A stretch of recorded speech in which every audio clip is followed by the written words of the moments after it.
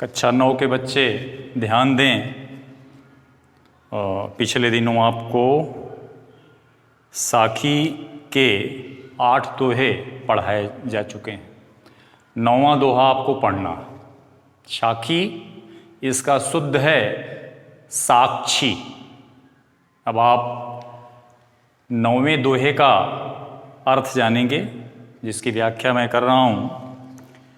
झूठे सुख को सुख कहत मानत है मनमोद, जगत चबैना काल का कछु मुँह में कछु गूंद। फिर से आप देखिए, झूठे सुख को सुख कहत मानत है मनमोद, जगत चबैना काल का कछु मुख में कछु गूंद। पहले तो कठिन शब्दों का अर्थ जान लीजिए। झूठा सुख का मतलब जिस सांसारिक सुख में हम आप लिप्त हैं, लगे हुए हैं, वह झूठा सुख है, मिथ्या सुख। ठीक है। आगे है, या उसको आप कह सकते हैं इंद्रिय सुख। भोग लिप्सा में चिपका हुआ है व्यक्ति और वास्तविक सुख को वह न जान पा रहा है न देख पा रहा है। ठीक है। वही है झूठा सुख। मोद का मतलब होता है प्रसन्नता, खुशी, आह्लाद। ठीक है। चबैना, चबाने का पदार्थ, जैसे भुजा हुआ चना, भुजा हुआ चावल चबैना कहा जाता है। ठीक है। चब, जिसको आप चबाते हैं, चबाकर खाते हैं। तो देखिए आप, झूठे सुख को सुख कहत मानत हैं मनमोद। ठीक है। मोद का मैंने अर्थ बताया आपको, प्रसन्नता, खुशी। तो देखिए आप, कबीरदास जी कहते हैं कि इस संसार में लिप्त सांसारिक प्राणी यहां झूठे सुख को सुख कहत, झूठे सुख को वास्तविक सुख मान बैठता है, समझ बैठता है। ठीक है। झूठे सुख को सुख कहत मानत है। मानत का मतलब मान लेते हैं। मोद, प्रसन्नचित हो जाते हैं उस झूठे सुख में, मिथ्या सुख में, सांसारिक सुख में। उसी पर कबीरदास जी कहते हैं कि झूठे सुख को सुख कहत मानत है मनमोद। कबीरदास जी कहते हैं कि इस संसार में लिप्त सांसारिक प्राणी, सांसारिक व्यक्ति यहां के झूठे सुखों को वास्तविक सुख समझकर उनमें लिप्त रहते हैं, लगे रहते हैं, उसको सच्चा सुख मान बैठते हैं, जबकि वह सच्चा सुख है नहीं। वह क्षणिक है, पल भर का है। और शाश्वत सुख तो ईश्वर की आराधना में है, ईश्वर की भक्ति में है। ठीक है। देखिए आप, आगे है, जगत चवैना काल का कछु मुख में कछु गोद। जिस प्रकार किसी बालक की गोद में, किसी बर्तन में कुछ चबैना दे दिया जाए तो होता क्या है? जगत चबैना काल का कछु मुख में कछु गोद। कि जिस प्रकार किसी बालक की गोद में यदि चबाने के लिए चने का चबैना आदि डाल दिया जाए तो वह इसी को खाने में मग्न रहता है, तो वह इसी को खाने में मग्न हो जाता है। उसी प्रकार यह संसार काल की गोद में पड़े हुए चबैने के ही समान है। उसी प्रकार यह संसार काल की गोद में पड़े हुए चबैने के समान है। जैसे बालक चबैने को कछु मुख में कछु गोद, जैसे बालक चबैने में से कुछ को मुंह में डाल लेता है और कुछ उसकी गोद में ही पड़ा रहता है, परंतु लेकिन जो गोद में पड़ा रहता है उसे भी कुछ समय के पश्चात वह खा जाता है, उसे चबा जाता है। उसी प्रकार यह काल भी संसार को धीरे धीरे खाता जा रहा है। यह काल भी इस संसार में जितने भी प्राणी हैं, जीव जंतु जो कुछ भी हैं, सबको समय समय पर वो खाता चला जा रहा है। यहां कोई भी वस्तु उस काल से बचकर नहीं जा सकती। एक न एक दिन काल उसे ग्रसित जरूर करेगा, उसे खाएगा जरूर। ठीक है, कहने का तात्पर्य क्या है? कबीरदास जी कहना चाहते हैं कि हे सांसारिक प्राणी, तू किस सुख को अपना वास्तविक सुख मान रहा है? वह तेरा वास्तविक सुख नहीं है। तू वास्तविक सुख की तरफ चल, उस ईश्वर को याद कर जिससे तुम्हारा इस भवसागर से मुक्ति हो जाए। ध्यान दीजिए आप। ठीक है, चलिए आगे। जब मैं था तब हरि नहीं, अब हरि है मैं नाही। सब अंधियारा मिट गया जब दीपक देखा माही। ध्यान दीजिए आप। जब मैं था, मैं का मतलब अहम, अहंकार, घमंड, गुरूर, जो भी आप कह लीजिए। तो जब मैं था तब हरि नहीं, अब हरि हैं मैं नाही। सब अंधियारा मिट गया जब दीपक देखा माही। देखिए आप ध्यान से देखिए, मैं का मतलब क्या होता है? अहंकार, अहम, मैं। ठीक है, मैं का मतलब अहंकार। अंधियारा का मतलब क्या होता है? अज्ञान का अंधेरा, जो हमारे आपके मन में अज्ञान का अंधेरा छाया हुआ है। ठीक है, और दीपक का मतलब ज्योति, ज्ञान, प्रकाश। ठीक है, तो देखिए, जब मैं था तब हरि नहीं, अब हरि हैं मैं नाही। सब अंधियारा मिट गया जब दीपक देखा माही। कबीरदास जी कहते हैं कि परमात्मा हमारे हृदय में ही निवास करता है। उस ईश्वर का निवास हमारे अंदर ही, हृदय में ही है। कबीरदास जी कहते हैं कि उस ईश्वर का, उस प्रभु का, उस राम का, उस परमात्मा का, उस अल्लाह का निवास हमारे हृदय के अंदर ही होता है, बाहर नहीं। ठीक है, किंतु जब तक हृदय में, जब मैं था, किंतु जब तक हृदय में अहंकार का वास होता है, घमंड का निवास होता है। ठीक है, जब मैं था तब हरि नहीं, तब तक उसमें प्रभु का निवास नहीं हो पाता। तब तक हृदय में ज्ञान की ज्योति नहीं जल पाती। यदि पहले से ही हमारे हृदय में अहंकार विद्यमान है तो स्पष्ट सी बात है कि उसमें ईश्वर का प्रवेश नहीं हो सकता, क्योंकि ईश्वर ऐसे स्थान पर नहीं रहता है, शांत और चित्त मन में रहता है। ठीक है, तो जब मैं था तब हरि नहीं, अब हरि है मैं नाही। और आगे है कि हृदय से परमेश्वर, तब हृदय में परमेश्वर का निवास हो जाता है। जब अहंकार समाप्त होता है तो हृदय में वह परमात्मा, वह अलौकिक सत्ता, वह परमेश्वर निवास करने लगता है। ठीक है, और आगे है तो होता क्या है? उनके निवास करने के बाद हमारा आपका हृदय निर्मल और शांत चित्त का हो जाता है।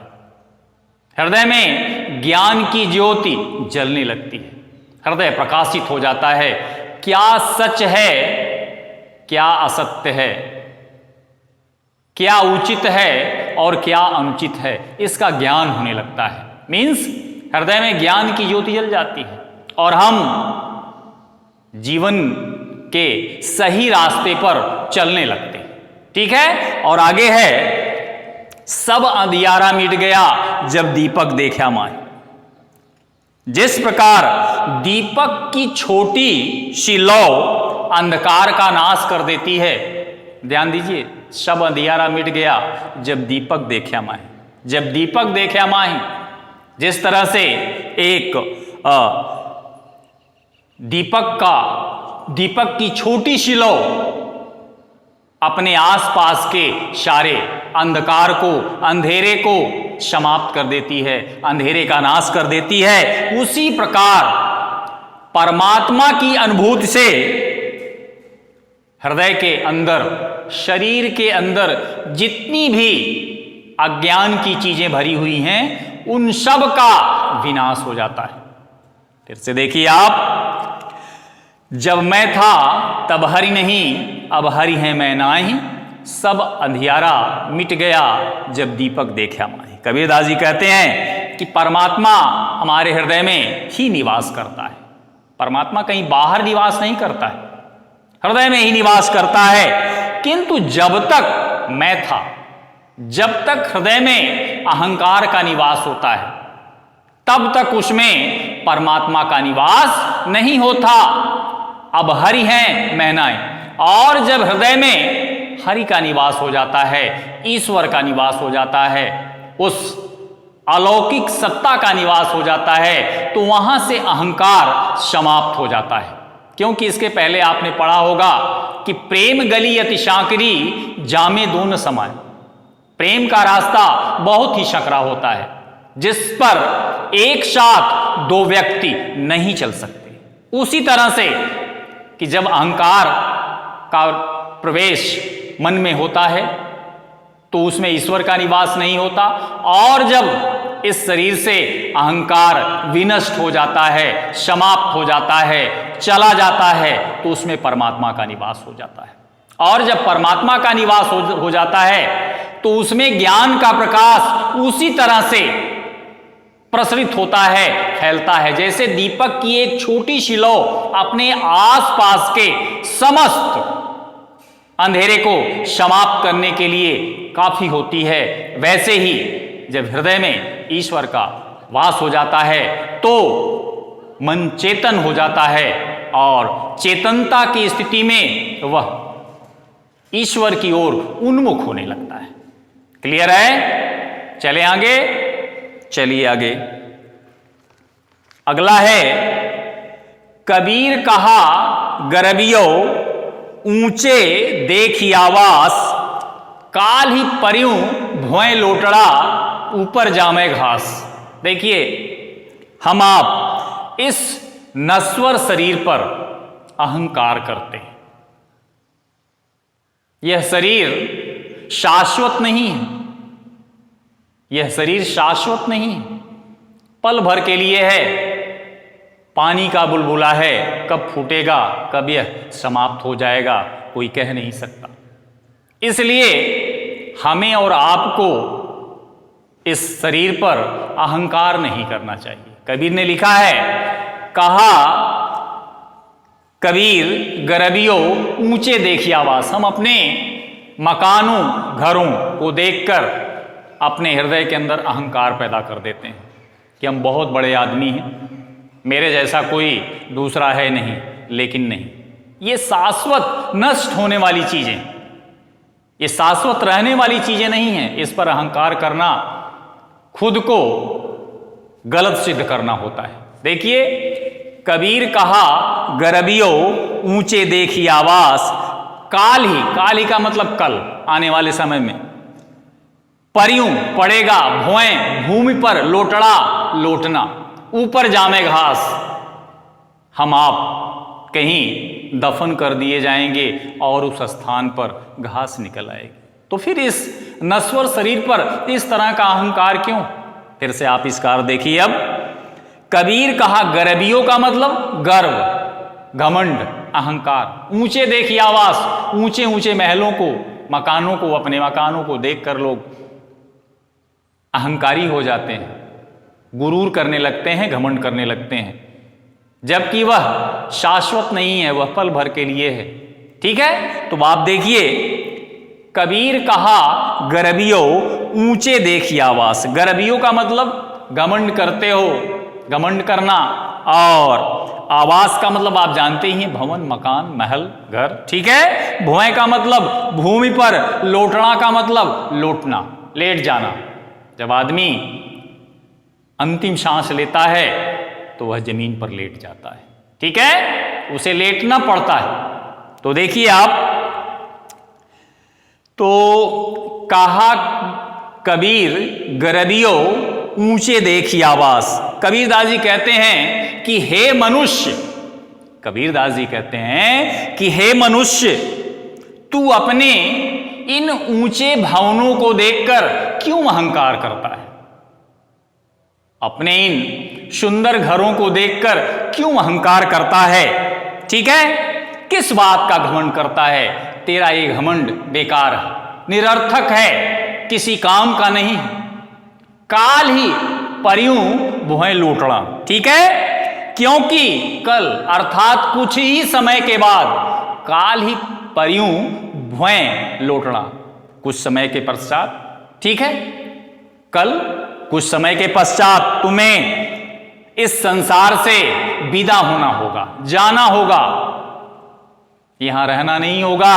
और ऊपर जामे घास, और तुम्हारे धरती पर लेटने के बाद तुम्हें इस धरती पर लेटना पड़ेगा। अपनी अंतिम क्रिया के लिए तुम्हें इस धरती पर लेटना पड़ेगा, लौटना पड़ेगा। ऊपर जामे घास, और तुम्हारे उस जिस शरीर का तुम्हें अहंकार था उसके ऊपर घास निकल आएगी, घास जाम जाएगी। कहने का तात्पर्य है कि व्यक्ति को कभी भी अहंकार नहीं करना चाहिए, क्योंकि यह शाश्वत शरीर नहीं। घर, मकान, बिल्डिंग, सोना चांदी, गहना, ये शाश्वत रहने वाली चीजें नहीं। इन सबको छोड़ के व्यक्ति को जाना होता है। ठीक है, इसलिए अहंकार करना अच्छी बात नहीं। ठीक है, चलिए आगे। आगे है, यहू ऐसा संसार है जैसा सेंबल फूल, दिन दस के व्यवहार को झूठे रंग न भूल। देखिए आप, दिन 10 का मतलब 10 दिन, 5 दिन, मतलब थोड़े समय के लिए, थोड़े दिन। ठीक है, और झूठे रंग का मतलब क्या होता है? झूठा सुख, झूठी सुंदरता। ठीक है, जो कि शाश्वत बिल्कुल नहीं, क्षणिक है, पल भर के लिए है, नष्ट हो जाने वाली है, विनष्ट हो जाने वाली है। यह पानी के बुलबुले के समान है। तो ध्यान दीजिए आप, यह ऐसा संसार है जैसा सेबल, सेबल का फूल होता है, बहुत ही देखने में तो बहुत सुंदर होता है, लेकिन बहुत ही नाजुक होता है, बहुत ही कोमल होता है, मुलायम होता है। तो देखिए यह संसार कैसा है? सेबल के फूल के समान है। देखिए कबीरदास जी कहते हैं कि यह संसार सेमल के फूल के समान कोमल है। यह संसार, कबीरदास जी कहते हैं कि यह ऐसा संसार है जैसा सेमल फूल। यह संसार सेमल के फूल के समान कोमल और मुलायम है। सेमल का फूल देखने में तो बहुत सुंदर होता है, लेकिन उसमें कोई सुगंध नहीं होती, कोई महक नहीं होती। देखने में वो सुंदर होता है, लेकिन न उसमें कोई सुगंध होती है, न कोई महक होती है। इस संसार की तरह जिसे हम आप देखते हैं और उसकी सुंदरता के जाल में फंस जाते हैं, अपने लक्ष्य से भटक जाते हैं। उसी तरह से कबीरदास जी कहते हैं कि यह संसार सेमल के फूल के समान है। सेमल का फूल देखने में तो बहुत सुंदर होता है, किंतु उसमें सुगंध नहीं होती। इसी प्रकार कबीरदास जी कहते हैं कि इसी प्रकार संसार की वस्तुएं ऊपर से देखने में तो सुंदर लगती हैं। ठीक है, ऊपर से देखने में तो बहुत सुंदर लगती हैं, बहुत आकर्षक लगती हैं, और उसी आकर्षण में हम आप फंस जाते हैं। संसार के सुख देखने में आकर्षक प्रतीत होते हैं, उसी तरह से संसार के ये जो सुख हैं जिसे हम आप भोग रहे हैं, देखने में तो बहुत ही आकर्षक लगते हैं। ठीक है, किंतु ये सब झूठे और नाशवान होते हैं। किंतु ये सब झूठे और नाशवान होते हैं। दुनिया का व्यवहार, 10 दिन के व्यवहार को झूठे रंग न भूल।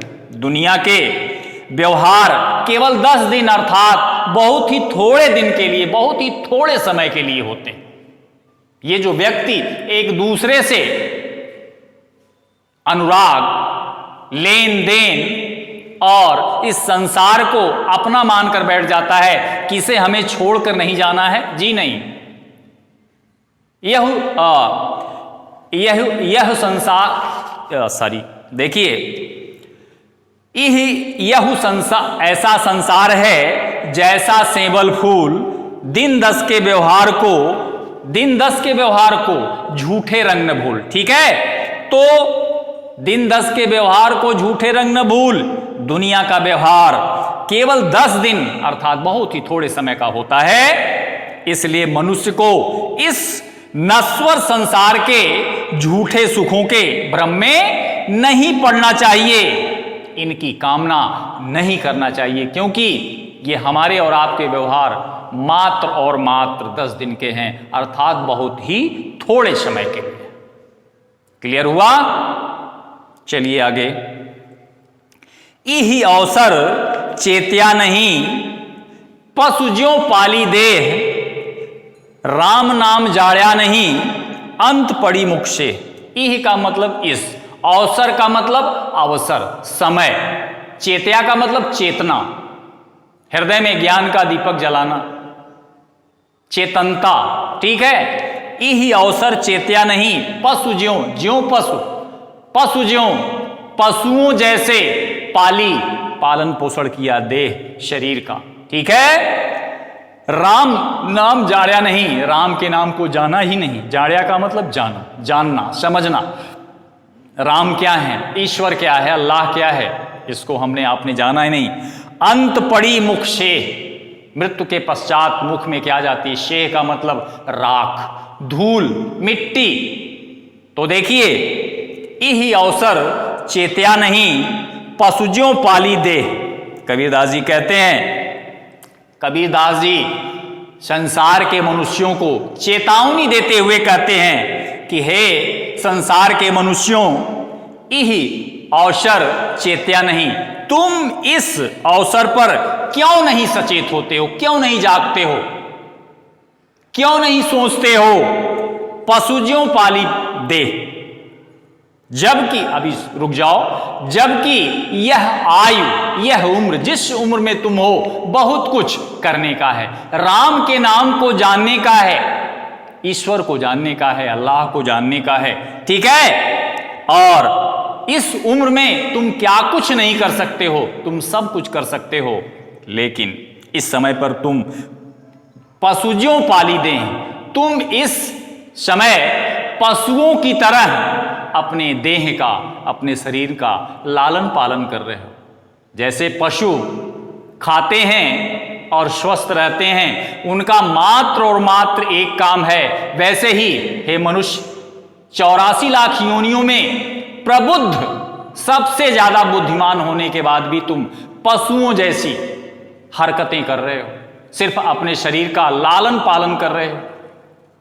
ठीक है, तो आगे है, राम नाम जाड़या नहीं, जब तुम्हारे अंदर समझने और सोचने की उम्र थी, तब तो तुमने राम के नाम को नहीं जाना, जानने का प्रयास ही नहीं किया। हे सांसारिक मनुष्यों, तेरे पास क्या बचेगा? अंत पड़ी मुख से, जिस दिन तुम अपनी अंतिम अवस्था को प्राप्त हो जाओगे, उसके बाद अंत पड़ी मुख से तुम्हारे मुख में सिर्फ राख ही होगी, इसके अलावा और तुम्हारे पास साथ कुछ जाएगा नहीं।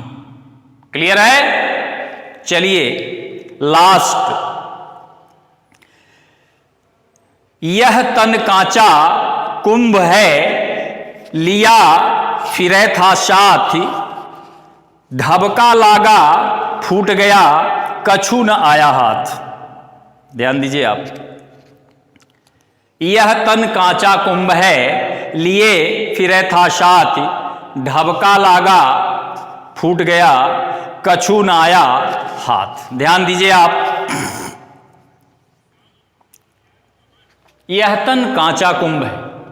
कबीरदास जी कहते हैं कि जिस तन को, जिस शरीर को तुमने पशुवत पाला और पोषा, यह तन कांचा कुंभ है।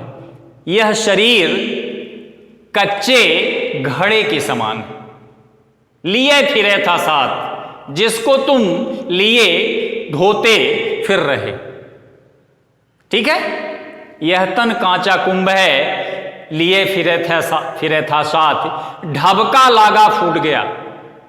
जिस तरह से कच्चे मिट्टी का घड़ा होता है, वैसे ही यह तुम्हारा तन है, तुम्हारा शरीर है। ढबका लागा फूट गया, जिस तरह से मिट्टी के बर्तन पर थोड़ी सी चोट लग जाने के बाद वह फूट जाता है, वैसे ही यह तुम्हारी शरीर कुछ ही समय के पश्चात समाप्त हो जाएगी। कछु न आया हाथ, उस समय तुम्हारे पास शेष कुछ नहीं होगा, क्योंकि यह समय उस ईश्वर के, उस अल्लाह के, उस राम के नाम को जानने का है, जिसे तुम ऐसे ही व्यर्थ में, जिस समय को तुम ऐसे ही व्यर्थ में खोते चले जा रहे हो। यह तन कांचा कुंभ था, लिए फिरे था साथ, ढबका लागा फूट गया, कछु न आया हाथ। ठीक है, बस आज के लिए बच्चों इतना ही। कल